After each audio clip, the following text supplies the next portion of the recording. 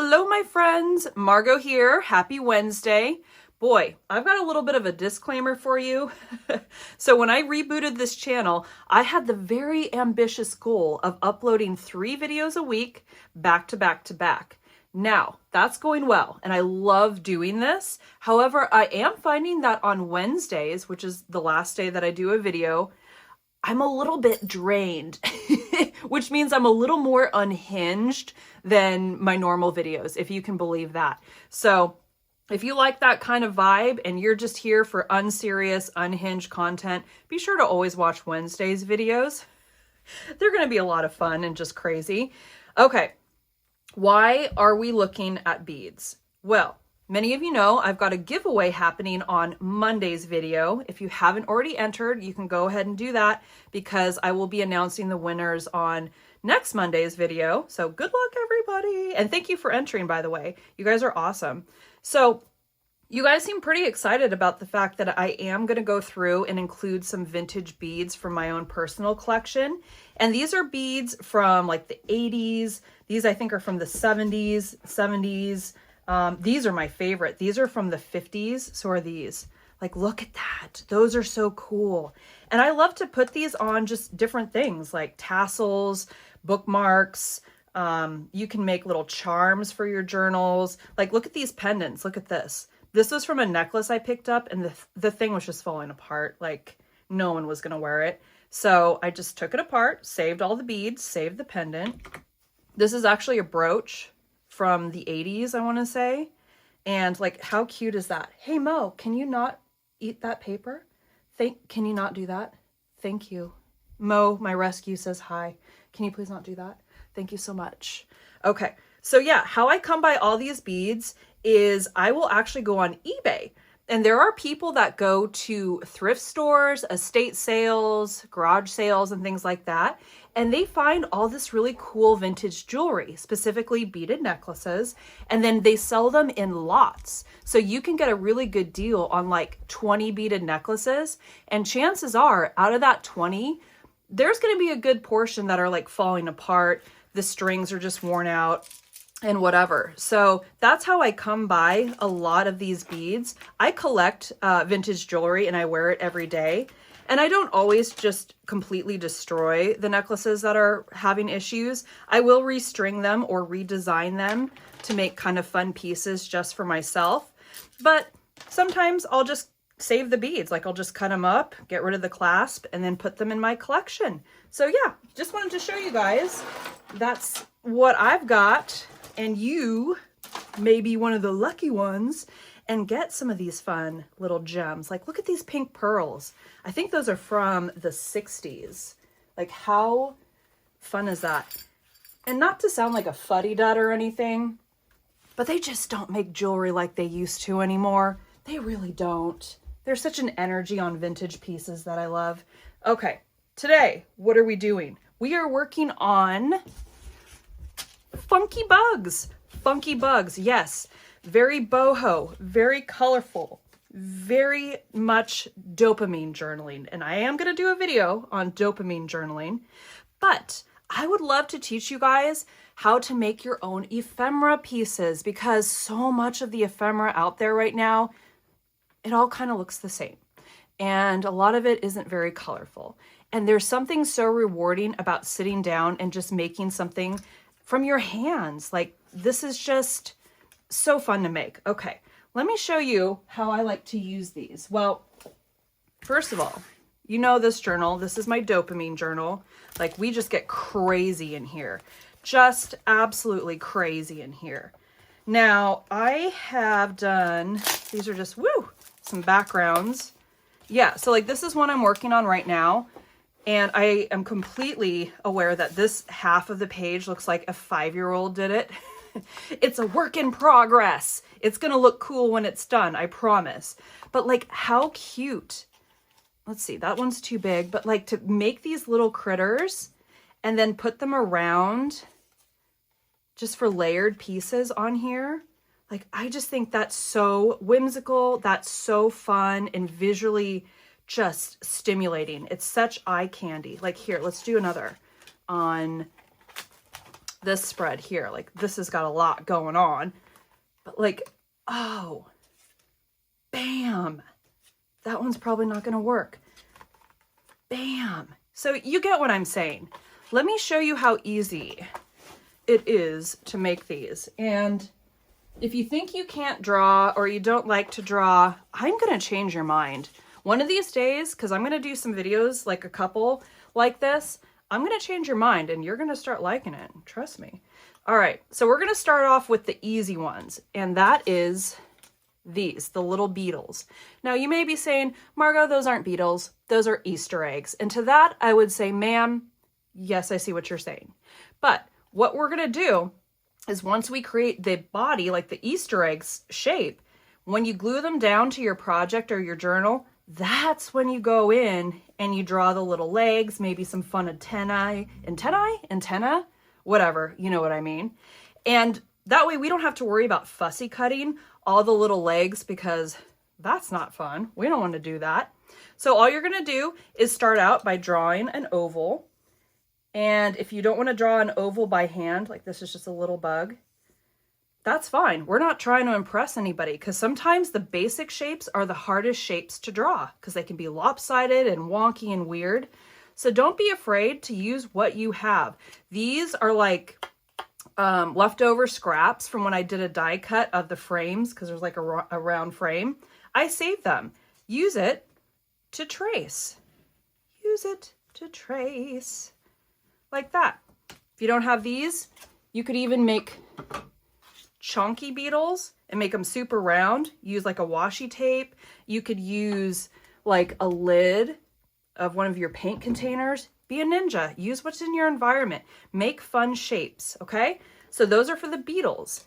Now, butterflies. Actually, no, let's start with the moths. These are a little bit, this is like medium level. This is basic level, this is medium level. Moths, very easy. And we're not going for like anatomically correct, you know, insect drawing. That's not what this is. We're just kind of having fun. So, moths. Make like, what is that? A bean, the shape of a long oval, like a grain of rice. I don't know. That shape, okay? Now from this shape, I would say, like right at the top, you're going to have a curved line come down, and you can make it as big as you want, as long as you want, like that. They are not going to be perfect. Like they are going to be different sizes because we're not using AI or anything digital to make it perfect, but you can just kind of eyeball it like that. And the beautiful thing about this, like see how I've got this line here? You don't even have to erase it. We're going to cut these out. Come down a little bit.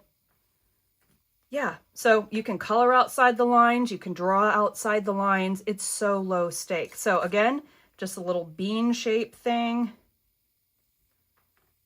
Let's make this a smaller moth. Come down. What does this remind me of? Like a lampshade? Like that. And like that. You can do it. If you want to get crazy, you can make like a shape down here, like a little scalloped edge to cut out. I actually like to go in and then just draw them on the actual leaf so you don't have to deal with cutting it out. And yeah, just like that. If you want to add a head to be cute, because I think that's fun, just do that.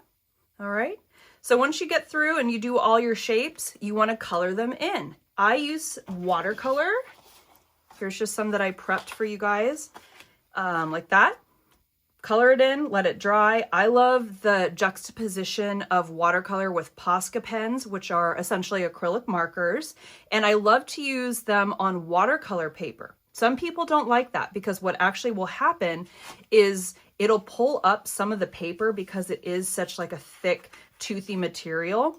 But I like that because it almost makes the bugs look like they're made of felt. It's almost fuzzy looking, and I love texture. You know how I love texture. So that's why I use watercolor paper, watercolors, and acrylic markers. You don't have to do that. Use crayons, use colored pencils, use acrylic paint, use what you've got. So once your little bugs have dried, let me move this. Like we'll say that you yourself did that one. We're just gonna visualize it. You did that one. You're gonna take fun colors of Posca pens. Let's do blue. And essentially all you're gonna do is doodle. So like, let's do simple for this one, okay? Let's just say there's like a little flowering branch on both sides. So just start with a line and then you go boop, boop. Kind of try to mirror it on both sides like that, okay? And actually, while I have this pen, because I like to sometimes use the same color that I've used in the wings on the body itself, we're gonna go in and we're gonna make polka dots. Let's do polka dots for this one. Like that. And they don't have to be perfect. Like that. Let's put one up here. You can kind of see the paper's pulling up. I love that. Let's put one here too. Okay, and then on the little branch, why don't we put some buds? Maybe it's a flowering plant. Little circle there. Like really all this is just basic shapes. And they work to create something really fun and magical. Maybe the head is pink. Let's just do that. Okay. It's a little wonky. I'm at a weird angle. Don't judge me. All right, let's do this one while that dries. I'm going to go in with green because I am all about green and purple. Let's give this one some kind of detail down here on the wings. Can you settle down, Mo? I literally just threw his BALL for him so he would settle for me to film this video, but alas, it was not enough. Okay, so just a little scalloped edge there. Let that puppy dry.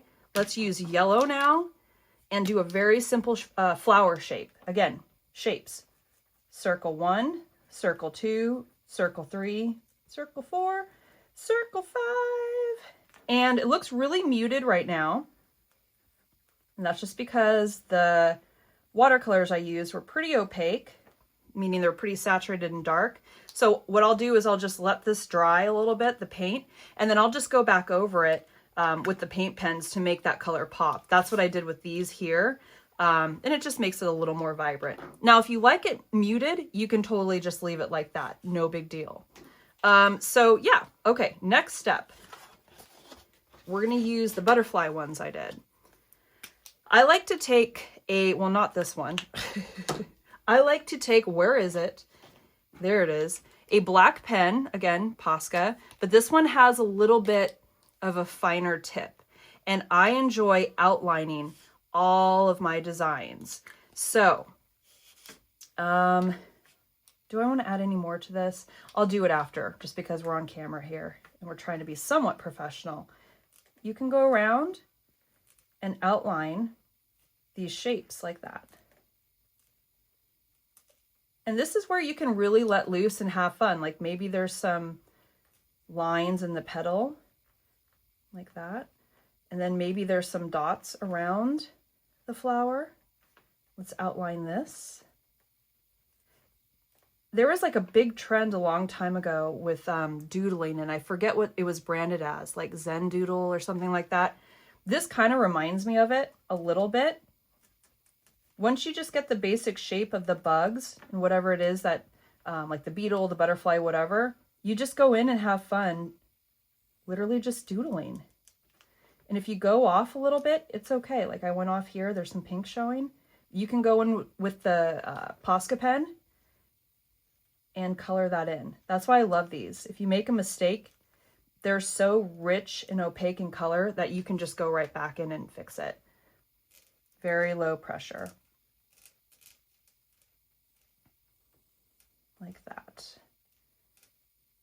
And then maybe we want to put a dot because we're going to make black be kind of a strong accent color for this piece. Again, down here.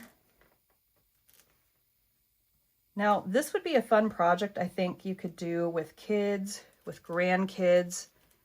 You could even make like puppets or something. I don't know why we have these. I was downstairs in the garage and this was in my husband's stuff and I'm like, Why do we have these? But you could make little puppets, like put them on sticks, like popsicle sticks, and do a puppet show. And it would be so fun and whimsical. You could probably even do something like that for a pop-up book if you were making a journal with pop-ups. I don't know what I'm talking about. Like that. And then maybe let's outline this like that.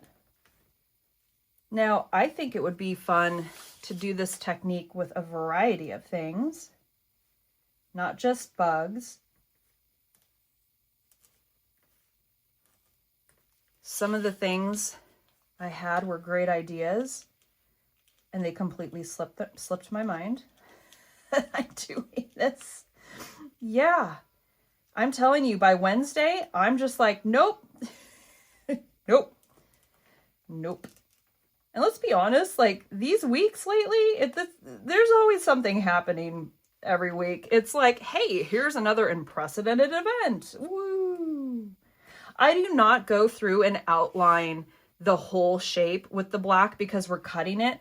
I just like to do the inside of like the body parts. I want to make that purple because you're going to cut them and like it doesn't matter. Like that's cute. This one is giving Easter egg with all the pastel colors. Like that. And yeah. What am I doing? Okay, let's trace this. Just go over it. Now, Posca pens, they're not like super expensive. They're also not cheap. There's other brands out there on the marketplace you could use. I just like this brand because they're consistent with their formula. They glide easy on a variety of surfaces. And they've got great colors. Like there's a metallic pack that they have. And the gold is so pretty if you want to add some sparkly accents to your pieces. Really pretty. Okay, so now that that's done, literally just fussy cut. And I'm probably going to try to do some of this on camera. And I'm going to bring it back closer to me because I can't see. And it's funny, we were actually talking in another video how fussy cutting stuff is so relaxing. It's so therapeutic. I literally spent one Sunday sitting on the floor over in the background here, just flipping through old vintage Nat Geo magazines and cutting out pictures. An entire afternoon. That's all I did. Just flipping through them, finding things I liked that I thought would be cool focal points for different journaling projects, and I cut them out. I don't love X-Acto knives. I've had too many unfortunate incidents with them, and they kind of freak me out. Honestly, all knives kind of freak me out. Knives and foil. I mentioned that in the last video. I don't get paper cuts. I get foil cuts, and those are worse. So I just, I'm like the kind of person that needs those scissors we had in elementary school with the round tips. That's what I need. Okay, so now you've got your first little ephemera piece. It's that easy, and you can have fun playing with different color combinations. They don't all have to be bright like this. You could totally do some more, like this is almost witchy with moons, and you don't have to do flowers either for that matter. Zigzags, dashes. I think doing a series with almost like stitches, so it looks like they were sewn, like even crocheted patchwork kind of style would be super cute. Yeah, so I hope that you guys give these a try. They're really relaxing and fun to make. Like I said, if you color outside the lines, it doesn't matter because you can just cut it out. And a very low stakes project where you can actually make your own ephemera. Save money, save time, and have fun. All right, you guys, thank you so much for joining me today. I will see you Monday with the winner. I will be announcing the winner of this giveaway. I am going to be doing another giveaway. So if you don't win, don't cry, don't be too upset because I will have another one coming for you very soon. All right, guys, have a great weekend. Thanks for joining me, and I'll see you in the next one.